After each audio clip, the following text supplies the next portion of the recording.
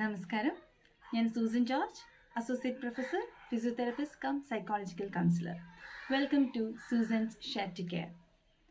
ഒരുപാട് പേരോട് ഡിസ്കസ് ചെയ്തപ്പോൾ അവർ ഒരുപാട് പ്രശ്നങ്ങളെ പറ്റിയിട്ട് ഡിസ്കസ് ചെയ്യണമെന്ന് എന്നോട് പറഞ്ഞിട്ടുണ്ടായി. അതിൽ നിന്ന് ഇമ്പോർട്ടൻ്റ് ആയിട്ട് തോന്നിയ ഒരു ടോപ്പിക്കാണ് ഇന്നിവിടെ നമ്മൾ പറയാൻ പോകുന്നത്.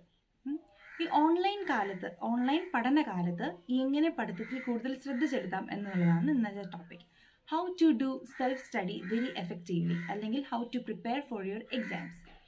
സത്യത്തിൽ കുട്ടികളെല്ലാവരും സ്കൂളിലായിക്കോട്ടെ കോളേജ് ലെവലിലായിക്കോട്ടെ എല്ലാവരും തന്നെ കൺഫ്യൂഷനിലാണ്.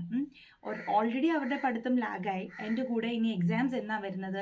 ഇപ്പം പ്രൊഫഷണൽ കോളേജിലൊക്കെ സംബന്ധിച്ചാണെങ്കിൽ അവരുടെ ഫസ്റ്റ് ഇയറിൻ്റെ എക്സാം ഇതുവരെ കഴിഞ്ഞിട്ടില്ല. ഇപ്പോൾ സെക്കൻഡ് ഇയറിൻ്റെ പകുതിക്കുള്ള പോർഷൻസ് കഴിഞ്ഞു. അപ്പോൾ ഇതിൽ ഏത് എക്സാം പഠിക്കണം, ഏതിനു വേണ്ടി പ്രിപ്പയർ ചെയ്യണം എന്നുള്ള ഒരുപാട് ക്വസ്റ്റ്യൻസ് അവരുടെ മനസ്സിൽ കൂടെ പോയിട്ട് ചുരുക്കം പറഞ്ഞാൽ ഒന്നും ഇല്ലാത്തൊരവസ്ഥയിലാണ് ഇപ്പം നിൽക്കുന്നത്, അല്ലേ? എന്നാൽ എങ്ങനെ നമുക്ക് എഫക്റ്റ് ആയിട്ട് പഠിക്കാം, അല്ലെങ്കിൽ എങ്ങനെ നമുക്ക് ആ ഒരു ട്രാക്കിലേക്ക് കയറാം എന്നുള്ളതിനെ പറ്റിയിട്ട് നമുക്ക് ഡിസ്കസ് ചെയ്യാം, so that you can achieve good marks in your coming exams.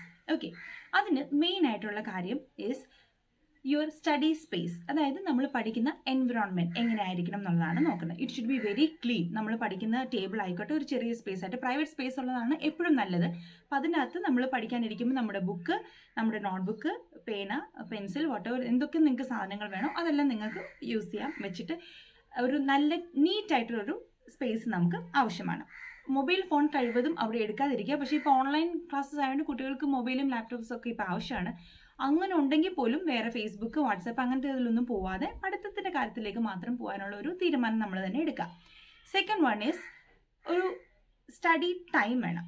അപ്പം നമ്മൾ പറയാറുണ്ട് ബ്രഹ്മമുഹൂർത്തത്തിലാണ്, ഏർലി മോർണിംഗിലാണ് നല്ലപോലെ ബുദ്ധി അല്ലെങ്കിൽ നല്ലപോലെ നമുക്ക് ഇരുന്ന് കോൺസെൻട്രേഷനോടുകൂടി പഠിക്കാൻ പറ്റുന്നതെന്നൊക്കെയാണ് പറയാറ്.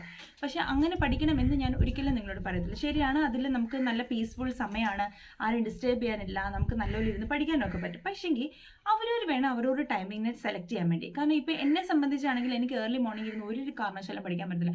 എപ്പോൾ ഉറങ്ങിപ്പോയെന്ന് ചോദിച്ചാൽ മതി. അപ്പം നിങ്ങളുടെ ടൈമിംഗ് നിങ്ങൾ തന്നെ കൺഫേം ചെയ്യുക. ഇപ്പം രാത്രി ഇങ്ങനെ ത്രൂ ഔട്ട് ഇരുന്ന് പഠിക്കാൻ പറ്റുന്നവരാണെങ്കിൽ തീർച്ചയായിട്ടും അത് തന്നെ എടുക്കുക. അല്ലാതെ നിങ്ങൾ നിർബന്ധിച്ച് രാവിലെ എണീറ്റ് ഇരുന്ന് പഠിക്കാനായിട്ട് ശ്രമിക്കരുത്. നമുക്ക് പറ്റത്തില്ല, ടൈം വേസ്റ്റ് ആയി പോകും.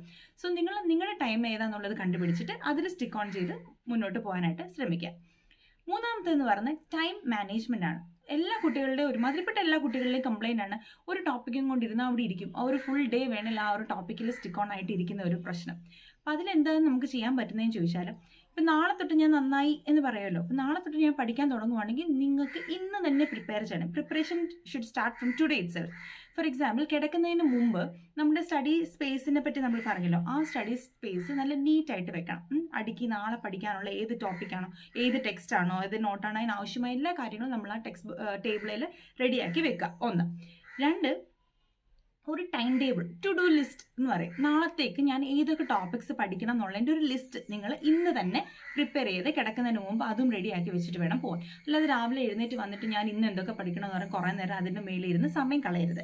സോ നാളെ ഒത്തിരി നമുക്ക് നമ്മുടെ കപ്പാസിറ്റി അറിയാം, നമ്മൾക്കുള്ള എത്ര പഠിക്കാൻ പറ്റുമെന്നുള്ള കാര്യം നമുക്ക് വ്യക്തമായിട്ട് അറിയാം. അപ്പോൾ എന്താ ചെയ്യേണ്ടത്, നമുക്ക് പഠിക്കാൻ പറ്റുന്ന 3-4 ടോപ്പിക്ക് മതി. അത്രയും നിങ്ങൾ റെഡിയാക്കി നിൽക്കുക. എന്നിട്ട് വേണം നിങ്ങൾ കിടക്കാൻ. അപ്പോൾ ആ ഒരു ടൈം മാനേജ്മെൻറ്റ് നമുക്ക് ചെയ്യാൻ പറ്റും. അതുപോലെ തന്നെ അടുത്തൊരു കാര്യമാണ്, ഈ ടൈം മാനേജ്മെൻറ്റ് പറയുമ്പോൾ തന്നെ ഒറ്റയടിക്ക് നമുക്കറിയാം ഒരു 45 മിനിറ്റ്സ് നമുക്ക് ഒറ്റ സ്ട്രെച്ചിൽ നമുക്ക് നല്ല രീതിയിൽ പഠിക്കാൻ പറ്റത്തുള്ളതാണ് പറയുന്നത്. അതും നിങ്ങൾ തുടക്കത്തിൽ തന്നെ 45 മിനിറ്റ്സ് തന്നെ പഠിക്കണമെന്ന് വാശി പിടിക്കേണ്ട. ഇപ്പോൾ ഒരു 1 hour, ഫോർ എക്സാമ്പിൾ 1 hour എടുക്കുവാണെങ്കിൽ അതിൻ്റെ അകത്ത് 20 + 10 + 20 + 10 അങ്ങനെ ഒരു കണക്ക് വെക്കുക. അതായത് 20 മിനിറ്റ്സ് നമ്മളൊരു ടാർഗറ്റ് വെച്ചിട്ട് പഠിക്കുക. ആ പഠിക്കുന്ന സമയം എന്ന് പറഞ്ഞാൽ 20 മിനിറ്റ്സേ ഉള്ളൂ. ഒരു ടൈം പീസ് വെച്ചേക്കുക, അതിൽ നോക്കുക, വെരി ഷോർട്ട് ടൈം അല്ലേ, അത്രയത്തിനുള്ളിൽ നിങ്ങൾക്ക് എത്ര പഠിക്കാൻ പറ്റുമോ നല്ല ആത്മാർത്ഥമായിട്ട് തന്നെ ആ ഒരു 20 മിനിറ്റ്സ് നിങ്ങൾ പഠിക്കാം. പിന്നെ ഈ ബാക്കി വരുന്ന 10 മിനിറ്റ്സ് നിങ്ങൾ റെസ്റ്റ് എടുക്കുക. റെസ്റ്റ് എന്ന് പറഞ്ഞാൽ കിടന്നുറങ്ങുമോ അല്ലെ ഫേസ്ബുക്ക് എടുക്കുമോ വാട്സാപ്പ് നോക്കുക അതൊന്നുമല്ല, ഫോൺ എടുക്കുകയോ ചെയ്യേണ്ട.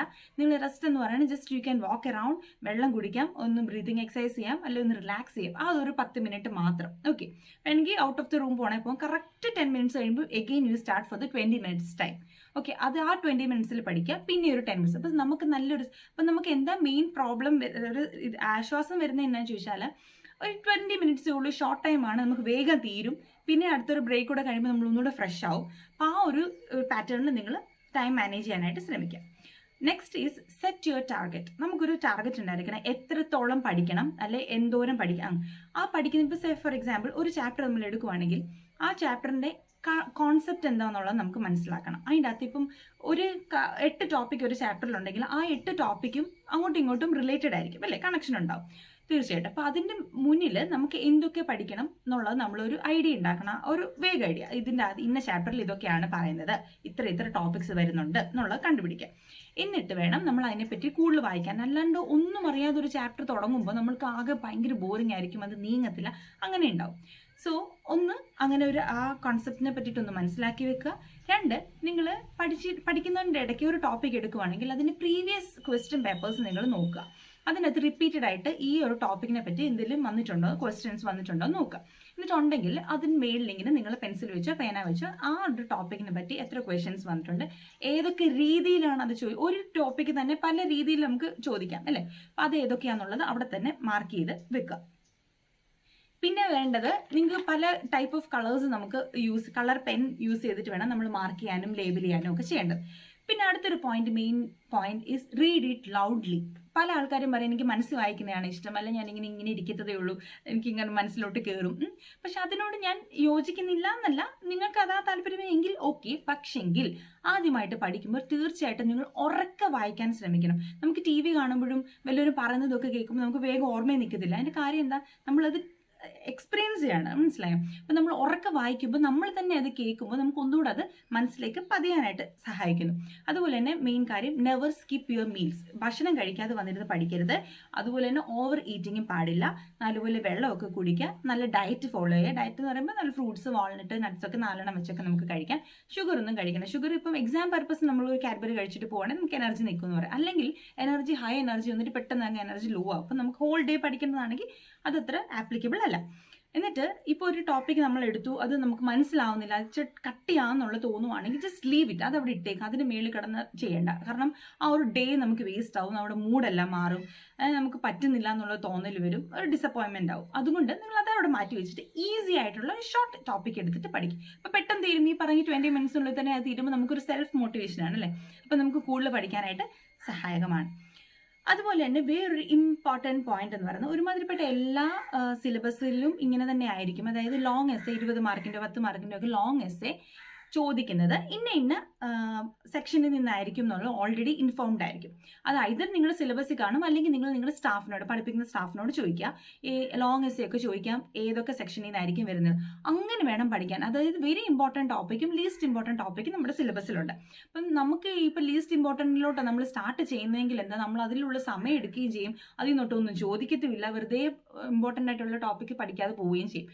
അതുകൊണ്ട് എപ്പോഴും ഏറ്റവും കൂടുതൽ മാർക്സ് ക്വസ്റ്റ്യൻ ഏതൊക്കെയാണ് വരുന്നതെന്നുള്ളത് നോക്കിയിട്ട് വേണം നമ്മൾ പഠിക്കാൻ വേണ്ടിയിട്ട്. അങ്ങനെ സിലബസ് തിരിച്ചിട്ട് വേണം പഠിക്കാനായിട്ട്. ഓക്കെ. പിന്നെ വേണ്ടത്, എല്ലാവരും പറയും കാറ്റഗറൈസേഷൻ. അതായത് നമ്മൾ നോട്ട്ബുക്കിലൊന്നും ഞാൻ എഴുതത്തില്ല, അല്ലെങ്കിൽ എൻ്റെ ടെക്സ്റ്റ് ഭയങ്കര നീറ്റ് ആയിരിക്കും, അതിൻ്റെ ഒരു കുത്തു കോമയൊന്നും വരുന്നത് എനിക്ക് ഇഷ്ടമല്ല എന്നൊക്കെ നമ്മൾ പറയാറുണ്ട്. പക്ഷെ എൻ്റെ അഭിപ്രായത്തിൽ നമ്മൾ പഠിക്കുന്ന ബുക്കുമായിട്ട് നമുക്കൊരു ഇൻറ്റിമസി ഉണ്ടാവണം. അപ്പോൾ അതിനെന്താ ചെയ്യേണ്ടത്, അതിന് നിങ്ങൾ വരച്ചു. പക്ഷെ എല്ലാ ലൈനിലും ഇങ്ങനെ വരയ്ക്കുന്നവരെ ഞാൻ കണ്ടിട്ടുണ്ട് കേട്ടോ. അതിൻ്റെ ആവശ്യമില്ല. നമ്മൾ ആദ്യം വായിച്ചു കഴിഞ്ഞിട്ട് നമുക്കറിയാം ഇമ്പോർട്ടൻ്റ് ആയിട്ടുള്ളത് ഏതൊക്കെയാണ്. ആ ഒരു പോയിന്റ് മാത്രം നമ്മൾ അടയാളപ്പെടുത്തി മാർക്ക് ചെയ്ത്, ഞാൻ മുമ്പേ പറഞ്ഞ പോലെ ഡിഫറെൻറ്റ് കളേഴ്സ് ഒക്കെ യൂസ് ചെയ്ത് അതിൻ്റെ മേളിൽ എൻ്റെ ക്വസ്റ്റ്യൻസ്, ഇമ്പോർട്ടൻറ്റ് ക്വസ്റ്റ്യൻസ് ഒക്കെ എഴുതി വെച്ച് നമ്മൾ പഠിക്കുമ്പോൾ രണ്ടാമതല്ലേ പിന്നെ നമ്മളത് നോക്കുമ്പോൾ നമുക്ക് ഭയങ്കര ഒരു അറ്റാച്ച്മെൻറ്റ് വരും ആ പോർഷൻ. നമുക്കൊരു സന്തോഷമാണ്, ഞാനിത് ഓൾറെഡി പഠിച്ചതാണല്ലോ എന്നുള്ളൊരു തോന്നൽ വരുമ്പോൾ നമുക്ക് വീണ്ടും റിവൈസ് ചെയ്യാനും പഠിക്കാനും ഓർമ്മയിലൊക്കെ നമുക്ക് നിൽക്കാനായിട്ടും ഈസിയാണ്. Okay. Last and not least, tension എന്ന് പറയുമ്പോൾ ഞാനിപ്പോൾ പറയാൻ പോകുന്നത്, നിങ്ങൾ ടെൻഷൻ അടിക്കരുത്, നിങ്ങൾക്ക് നല്ല രീതിയിൽ പഠിക്കാൻ പറ്റുമെങ്കിൽ നല്ലതായിട്ട് എഴുതാൻ പറ്റുമെന്നൊക്കെ ആയിരിക്കുന്നത്. പക്ഷെ അല്ല, ടെൻഷൻ ഇല്ലെങ്കിൽ എന്താ സംഭവിക്കുന്നതെന്നറിയോ, നമുക്ക് പഠിക്കാനുള്ളൊരു ഉന്മേഷം കുറയും. ജയിക്കും അല്ലെങ്കിൽ തോക്കും, ടെൻഷൻ വേണമെന്നല്ല ഞാൻ പറയുന്നത്. പക്ഷെങ്കിൽ പഠിക്കാൻ വേണ്ടിയിട്ട് സെൽഫായിട്ട് നമ്മൾ ഇച്ചിരി ടെൻഷൻ എടുക്കുന്നത് നന്നായിരിക്കും. അതായത് ഞാനിപ്പോൾ പഠിച്ചില്ലെങ്കിൽ എൻ്റെ എക്സാമിന് വരുമ്പോൾ എനിക്കൊന്നും എഴുതാൻ അറിയാൻ പറ്റാതെ പെട്ടെന്ന് അടുത്ത ആഴ്ച എക്സാം വരുവാണെങ്കിൽ ഞാൻ എന്ത് ചെയ്യും, എനിക്ക് എഴുതാൻ പറ്റിയില്ലെങ്കിലോ, ഞാൻ തോറ്റു പോയാൽ എന്ത് ചെയ്യും എന്ന് സ്വയം ഒന്ന് ചിന്തിക്കുമ്പോൾ നമുക്ക് ചെറിയൊരു ടെൻഷൻ കയറും. അപ്പോൾ എന്താ ചെയ്യും, നമുക്ക് പഠിക്കാനുള്ളൊരു മോട്ടിവേഷൻ ഉണ്ടാവും. അപ്പോൾ നമ്മൾ പഠിക്കുക. ഓക്കെ. പക്ഷെ ടെൻഷൻ ഓവറാവരുത്, ഓവറായിട്ട് പഠിക്കാൻ പറ്റാത്തൊരവസ്ഥയിലേക്ക് പോകരുത്. സോ റിലീസ് ടെൻഷൻ ചെയ്യണം. അതിന് വേണ്ടിയിട്ട് കുറച്ച് പാട്ടൊക്കെ കേൾക്കാം. പാട്ടൊക്കെ കേട്ട് പിന്നെ ആ ഒഴുക്കിന് അങ്ങ് പോവുകയും ചെയ്യരുത്. പാട്ട് കേൾക്കാം, പക്ഷേ നിങ്ങൾ ഒരിക്കലും പോയിട്ട് TV കാണുമോ ഒരു കോമഡി സീൻ കാണുകയോ ചെയ്യരുത്. കാരണം എന്താണെന്ന് വെച്ചാൽ തിരിച്ച് വന്നിരിക്കുമ്പോൾ നമുക്ക് ആ കോമഡി സീൻ ഇങ്ങനെ പോയിക്കൊണ്ടേയിരിക്കും. So don't do that. ഒരു പാട്ട് കേൾക്കാം, പിന്നെ പെട്ടെന്ന് കൈവിട്ട് പോകാൻ തോന്നുവാണെങ്കിൽ പിന്നെ ഇച്ചിരി ടെൻഷൻ എടുത്തിട്ട് ഓടി വന്നിട്ട് നമ്മൾ പഠിക്കാം. That is take tension and release tension. So take tension and release tension mechanism എന്ന് പറഞ്ഞു. ആ ഒരു ബാലൻസിൽ നമ്മൾ കൊണ്ടുപോകാനായിട്ട് നോക്കണം. ഓക്കെ, സോ ഇത്രയും കാര്യങ്ങൾ ശ്രദ്ധിച്ചാൽ തന്നെ നമ്മൾ പകുതി പാസ്സായി കേട്ടോ. അപ്പോൾ അൺഎക്സ്പെക്റ്റഡ് ആയിട്ട് എക്സാം വന്നാൽ പോലും നമുക്കത് ഫേസ് ചെയ്യാനായിട്ട് പറ്റും. അതുകൊണ്ട് നാളെ നിങ്ങൾ നന്നാവണം തീരുമാനിക്കുവാണെങ്കിൽ ഇന്ന് തന്നെ നിങ്ങൾക്ക് പ്രിപ്പറേഷൻ സ്റ്റാർട്ട് ചെയ്യണം. ഇന്ന് തന്നെ നമ്മൾ എഴുതണം, ടൈം ടേബിൾ ഉണ്ടാക്കണം, അതിനുള്ള എല്ലാ കാര്യങ്ങളും സെറ്റ് ചെയ്യണം. പിന്നെ why are you waiting for? Let's start it and victory is yours. Take care. By.